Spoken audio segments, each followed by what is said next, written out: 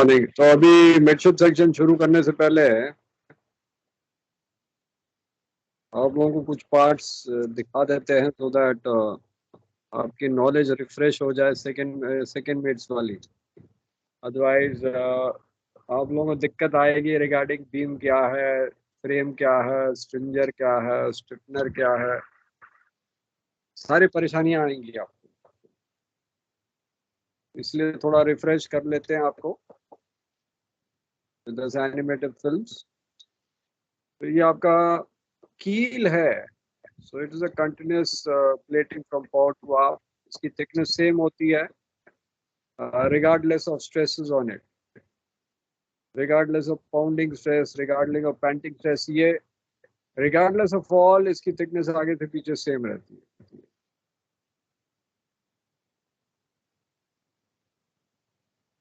अब इसके ऊपर आ गया बॉटम प्लेटिंग,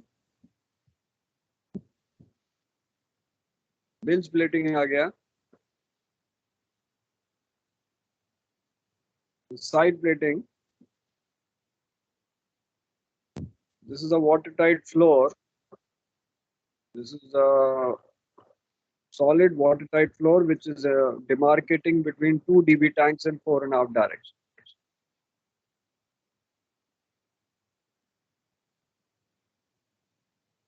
अब ये सॉलिड फ्लोर है but this is non watertight.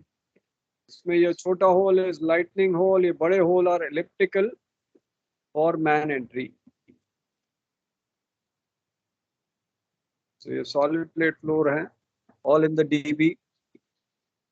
और अगर आपने इस पे देखा है कि यहाँ नॉचेस लगी हैं, ये वी नॉचेस हैं फॉर पैसेज ऑफ लॉन्जिट्यूडनल्स। तो यहाँ से लॉन्जिट्यूडनल पास करेंगी बॉटम लॉन्जिट्यूडनल्स, और ये वाली यहाँ से पास करेंगी इनर बॉटम लॉन्जिट्यूडनल्स।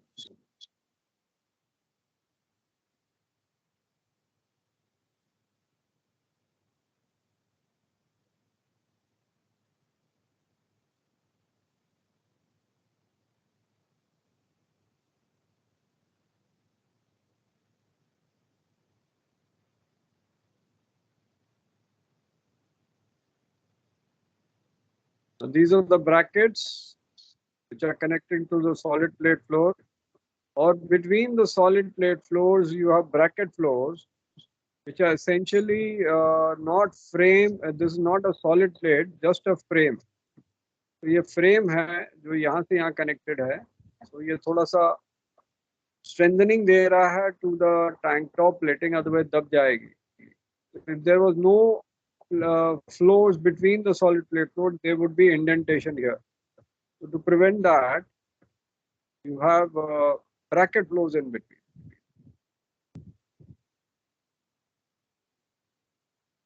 तो ये आपकी बॉटम लॉन्जिट्यूडनल्स आ गई, इनर बॉटम लॉन्जिट्यूडनल्स आ गई।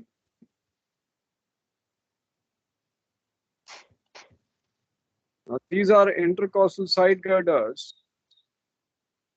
These might not be as continuous as longitudinals. Intercostal तभी होता है अगर वो एक ही टैंक तक सीमित है, उससे आगे जाता तो साइड गर्डर ही कहेंगे इसको, येलो वाले। These are extending to the full height of the DB tank. और ये जो आगे हैं, these are the stiffeners on the solid plate floor. ये वाले जो sections आ रहे हैं।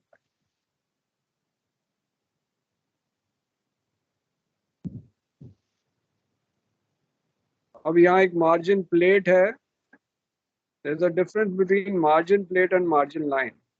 Margin line is 76 mm below your freeboard deck or bulkhead deck.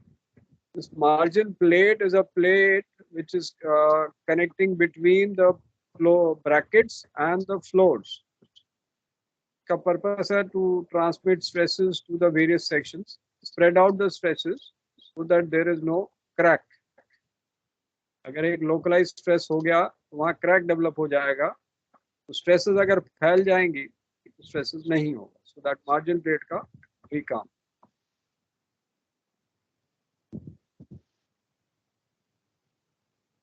These are the bracket floors के brackets in the center line girder. The blue one is a center line girder above the keel. Tankers में तो एक ही centreline girder होता है, लेकिन bulk carrier, container vessel, LPG, LNG, general cargo, इनमें होते हैं instead of one there are two. और वो जब दो हो जाते हैं उनके बीच के एरिया को क्या कहते हैं? Anybody knows? एक सर गटर फिर को से पूछिए। फिर से पूछते हैं।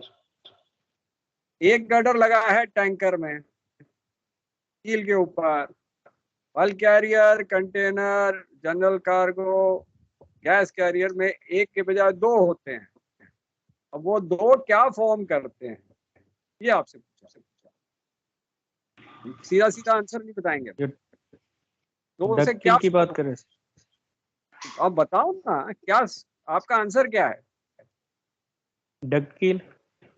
Very good, that is duct keel, क्योंकि वो स्पेस है between the girders which are instead of 1 2। अब वो वाइड स्पेस है, और वो वाइड स्पेस का यूटिलाइजेशन कर देते हैं, हम उनमें पाइपलाइन लगा देते हैं। ये आपको बताया था मैंने जब वाइड स्पेसेस बताए थे, मैंने घुमा दिया क्वेश्चन को। ऐसे ही ओरल में करते हैं, क्वेश्चन को घुमा देते हैं और फिर देखते हैं आपको आंसर आता है कि नहीं आता।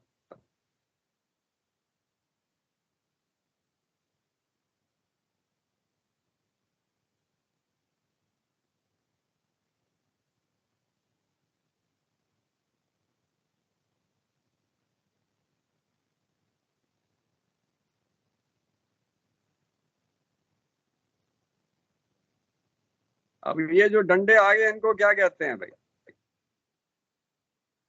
इनको क्या कहते हैं?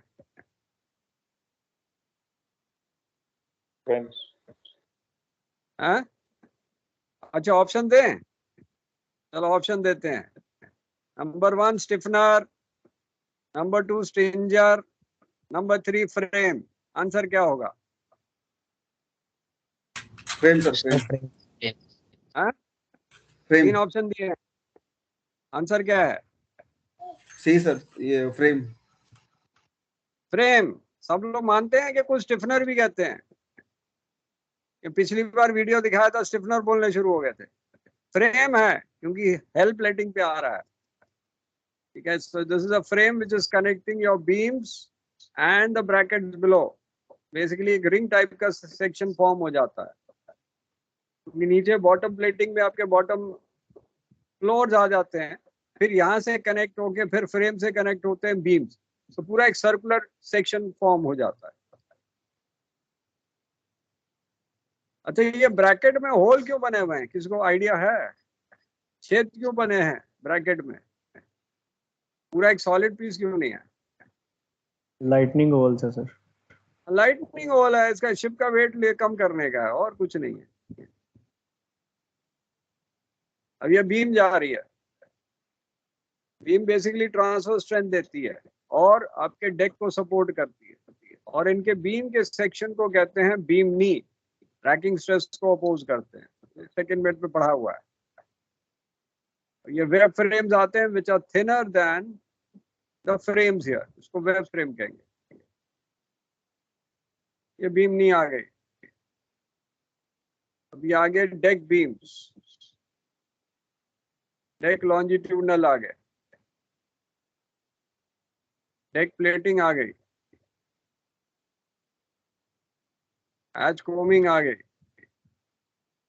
अब ये क्या है, ये बताया हुआ था, चलो नया बैच बताएगा ये। ठीक है, मार्च बैच, ये बताओ क्या है? बाकी बैच को बताया हुआ है, ओनली मार्च बैच बताएगा ये क्या है।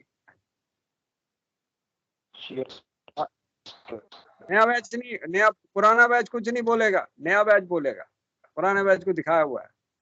हाँ, शेयर स्ट्रेक है सर। Sheer strake. चलो भैया, पुराना बैच बोल रहा है, नया बैच कुछ नहीं बोल रहा है। सर नया बैच पुराना- ये बोल नया रहा है, बैच है सर। मतलब पुराना सारे बैच। जवाब नया नया बैच। बैच ही दे रहा है सर। अच्छा, नया बैच है, चलो ठीक है, वेरी गुड। इसका मतलब आप लोगों को याद है सेकंड मेड। ठीक है, मेरे से ही पढ़े हो क्या? हैं? मेरे से ही हाँ पढ़े हो जी लग रहा सर। है। हाँ, तभी जवाब दे रहे हो। मेरे से जो नहीं पढ़ा है सर वो इसको जवाब नहीं देगा। सर मेरे आपसे से नहीं पढ़ के पढ़ा, अभी और इंटेलिजेंट हो जाएंगे। यही तो लग रहा है मुझे। ये जो जो आंसर दे रहे हैं वो सब मेरे से ही पढ़े हैं। हाँ सर, जो आपसे नहीं जो नहीं पढ़ते वो फिश प्लेट बोलते हैं इसको अभी। हाँ वही तो बोल रहा हूँ, क्योंकि जो जितने आते हैं जो मेरे से नहीं पढ़े हो तो पहले ही आके वो फिश प्लेट ही बोल गया शुरू हो जाते, बड़ी कॉन्फिडेंटली बोलते हैं, एकदम कॉन्फिडेंट। और जो एकदम कॉन्फिडेंट करके शेयर स्ट्रेक बोल रहे हैं इसका मतलब मेरे से ही पढ़े हैं।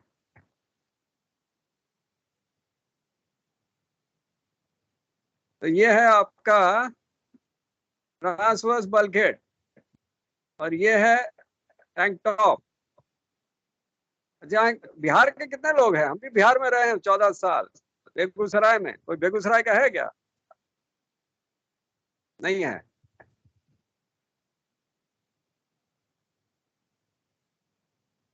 तो ये आपका हैच कोमिंग आ गया। तो हैच कोमिंग बेसिकली आपका काम क्या करता है? हैच कोमिंग, चलो हैच कोमिंग का काम क्या है? हैं? कंघी है क्या? कोमिंग है क्या? है हैच कोमिंग, क्या मतलब क्या है इसका? क्यों लगाते हैं? हैच कवर रखने के लिए सर। इसके ऊपर हम हैच कवर रख देते हैं, ठीक है, बस वही है, यही उसका काम है। हैं? सिर्फ हैच कवर रखने के लिए काम आता, बस और कुछ नहीं। तो फिर तो हैच कवर बैरियर का काम करता है, आप होल्ड में ना गिर जाओ। आप ना गिर जाओ, हैं? आप ना गिर जाओ होल्ड। हम लोग हैच के लोड को डिस्ट्रीब्यूट करता है सर। ओके, हैच के लोड को डिस्ट्रीब्यूट करता है, वेरी गुड आंसर। दूसरा जो इंपॉर्टेंट आंसर क्या है हैच कोमिंग का, क्यों ये बनाया गया, क्यों हम इसको डेक पे क्यों नहीं रख सकते, सीधा इसको उठा क्यों रखना है? ऐसा क्या है, क्यों उठाया हुआ है? ये एक्स्ट्रा स्ट्रेंथ के लिए है सर, ओपनिंग की वजह से। सर ना ना ना, एक्स्ट्रा स्ट्रेंथ के लिए तो डेक पीछे पे रखेंगे तो वाटर टाइट बनाना पड़ेगा। इसको उठा दिए हैं तो वेदर टाइट कर देते हैं। बेटा आपने तो हमारी मुंह की बात खींच ली है, आपने एकदम सही आंसर दिया है। ये वाटर टाइटनेस अगर हम उसको डेक पे रखते, आपका एक्चुअली आंसर ये है, हैच कोमिंग हमने इसलिए दिया ताकि पानी अंदर ना आया हैच, ठीक है। हैच कोमिंग इसलिए दिया है ताकि डेक पे जो पानी आता है वो हैच के अंदर ना गिर जाए। आपका नॉर्मली हैच कवर जो है वो वेदर टाइट है, वाटर टाइट नहीं है, क्योंकि हमारी हैच कोमिंग लगी है। लेकिन अगर हैच कोमिंग ना हो तो इसको वाटर टाइट बनाना पड़ेगा। तो हैच कोमिंग इसलिए दी है कि पानी हमारा इसके अंदर ना आए, नहीं तो डायरेक्टली पानी अंदर आ जाएगा, जो भी कार्गो लोड किया खराब हो जाएगा। इसीलिए ये हैच कोमिंग दी गई। लेकिन टैंकर में जो दिया हुआ है एक्सेस ओपनिंग्स, वो वाटर टाइट है कि वेदर टाइट है? टैंकर में एक्सेस ओपनिंग्स वो थोड़ी उठी होती, वाटर टाइट सर। वो ऑयल टाइट होती हैं, और बेटर है ऑयल टाइट। तो ऑयल भी अंदर से बाहर ना जाए और पानी बाहर से अंदर ना आए। वाटर टाइट होगी कि अंदर से पानी बाहर से अंदर ना जाए, अंदर से बाहर ना जाए, लेकिन ऑयल जा सकता है, ठीक है। तो वो ऑयल टाइट है ताकि बाहर से अंदर पानी ना जाए और अंदर से बाहर ऑयल ना जाए। ये आपकी हैच कोमिंग के सपोर्ट्स हैं, these are hatch coaming supports. ये आपका बन गया। किसी को और को क्वेश्चन है तो पूछ लो भाई, नया बैच, शर्माओ नहीं, पूछ लो, क्योंकि अब कई चीजें आएंगी, फिर आप लोगों के डाउट शुरू हो जाएंगे। क्योंकि मिडशिप सेक्शन से पहले जितने डाउट हैं क्लियर कर लें तो बेटर है।